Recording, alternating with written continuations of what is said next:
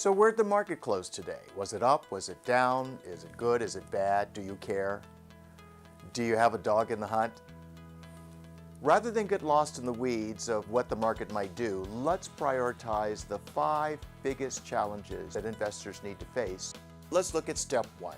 Many times people cheer when their investments go up, it makes them feel smart, and they cry when their portfolios go down. It makes them feel kind of dumb. And maybe that's not so important. If you haven't retired yet, the first question is, what do you want this money to do? How much are you going to need so that you can afford to make work optional? And then if you are retired, the question becomes, how are you going to keep the assets you have so that you can keep the option of working intact, no matter what the market does? So let's look at our second subject, and we're going to divide it in 2 ways. First, we want to identify that probably the securities industry has really only taught investors one thing, and that's buy and hold no matter what. We'll come back to that one, but let's look at the other one that we've maybe gotten investors to focus on too heavily, and that's cost. But let's look at it like this. We all want the cheapest and get the best value that we possibly can. But let's suppose that portfolio A at 1% was off 42% when the market was off 37%. And portfolio B that cost twice as much was off half as much, only 20% when the market was off 37%. What does that mean? Portfolio B cost more, but it also delivered more to your bottom line. So let's really prioritize the cost issue and look to see, are we getting what we pay for as opposed to just going for the cheapest, because sometimes we do get exactly what we pay for.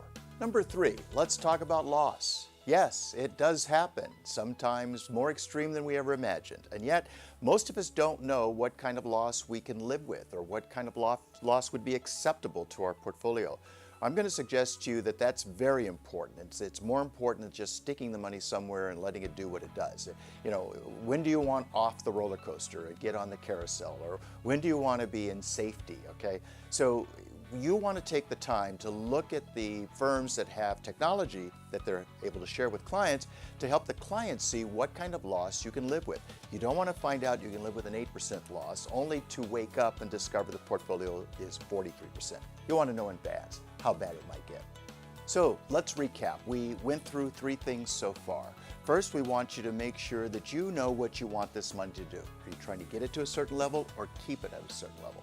Number 2, what kind of costs you're paying. Not to say that the cheapest is the best, we want you to identify what serves you, because sometimes you have to pay more to get more.